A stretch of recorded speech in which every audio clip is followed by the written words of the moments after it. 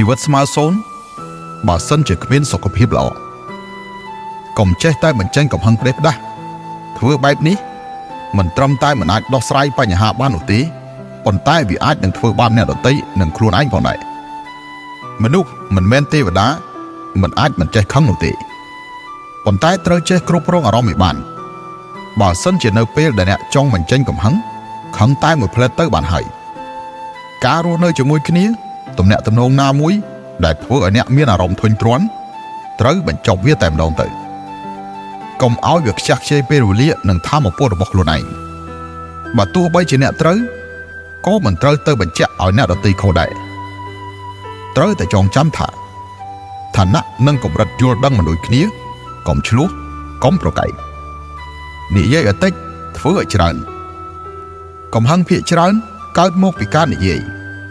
ប្រើពេល2ឆ្នាំដើម្បីរៀននិយាយប្រើពេល1